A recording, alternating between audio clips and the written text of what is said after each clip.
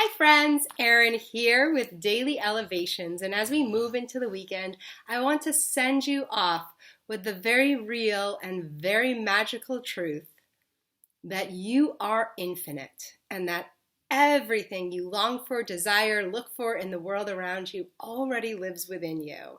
And I want to tell you a couple examples from actually this week, and then one kind of experience that I've had over the course of this COVID quarantine. Um, but the first was, I've been locked in my apartment for a while, so I started playing with online dating and starting that little neuroses that might happen as one does start online dating. And in interest of a particular guy, I found myself obsessing with, do I trust him? Do I trust him? Do I trust him? Can I trust him? Is he trustworthy? It was all like around him. And there was a moment that I finally was like sitting with myself with a list of questions, exponential questions that I thought maybe if I had the answers to these questions, I would know.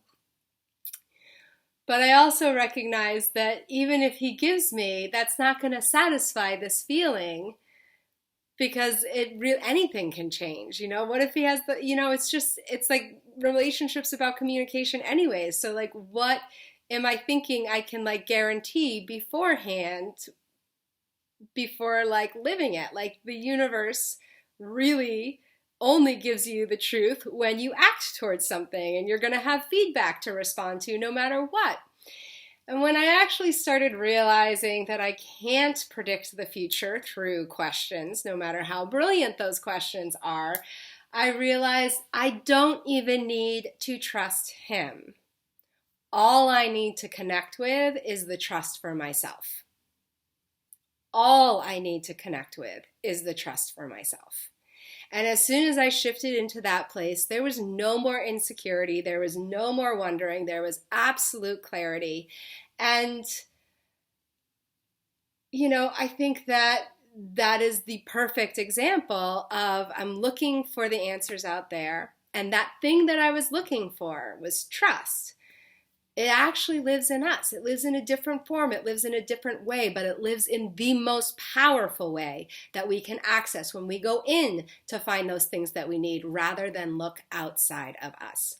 The second example that I have for you today is with a client, or a student actually, who is working with acceptance and really wanting and trying to figure out how to get acceptance from certain folks.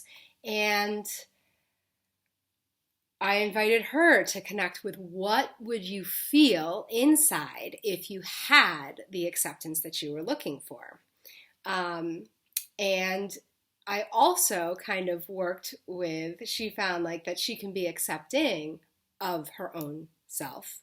But I also encouraged her to realize that she can be accepting of the folks that aren't accepting her.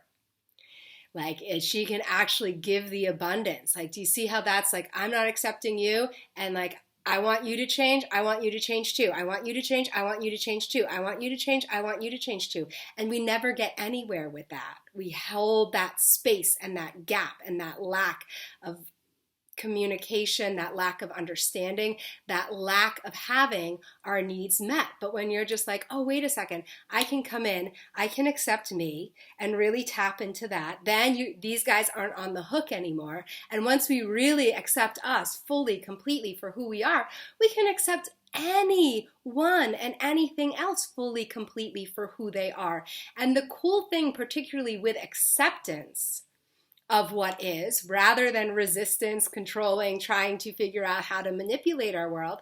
But the cool thing with acceptance of what is that it aligns us with the truth. It doesn't matter. You don't have to condone something to find that level of accepting it. It aligns you with the truth so that every step forward from there is on a powerful foundation, not on a crooked foundation of if only, if only, if only, if only. It's like, okay, if we're good, only, we fall off, or, vice versa. But really, it brings us into our power to tap into something from the inside out. And the third example that I have of this was I am used to holding space for, loving on people, being generous with people, giving hugs to people. I cannot tell you how much I've missed my hugs. But there was something that hit me a few weeks ago that I was like, I'm not giving to myself. I'm doing, but that actual love that I feel, that I service others through me, that makes me a channel for that energy. That makes me receiving enough first to give. Like, do you get, like, you can't love on somebody if you're feeling empty. It just doesn't happen. You can do, other things. You can do things for people and you can end up feeling resentful. But when you're really tapping in with that source of love and giving from that place, like, you're just getting washed through with love. You're tapping into your source, and it is always infinite. We are infinite inside. Second you go out of that, then you get tired, then you get drained, then you get overwhelmed. But what I found was just because my lifestyle changed in such that I wasn't able to connect and give and light people up and just have that moment of eye contact or that opportunity to throw a smile. Even when I'm teaching classes online, there's not as much jokes, there's not as much play, there's not as much of that kind of spontaneous connection of joy and love that is usually all over in my life.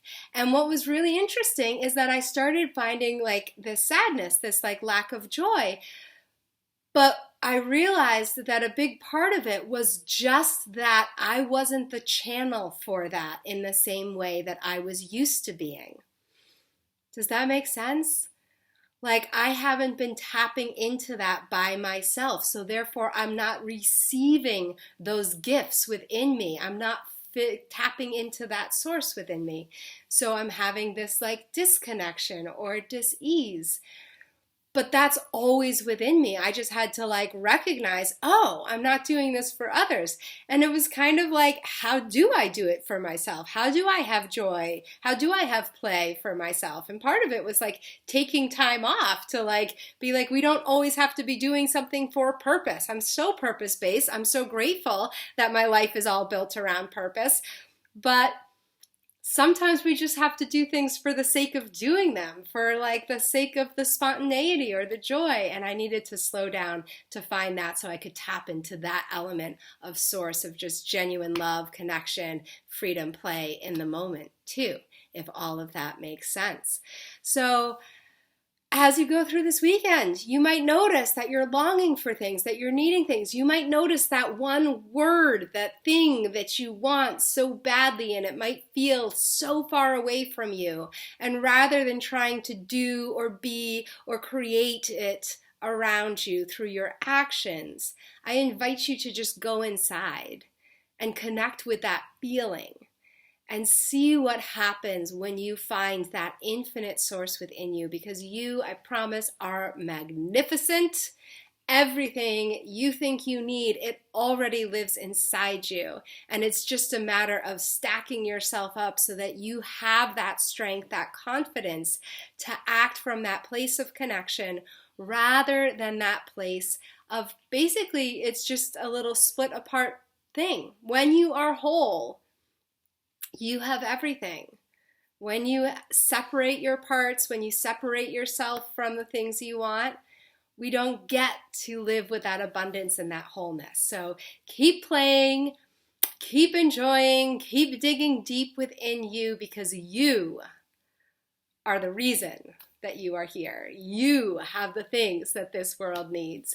You are magical, infinite, and so I am so grateful for you. So with that, have a wonderful weekend, and I will see you soon.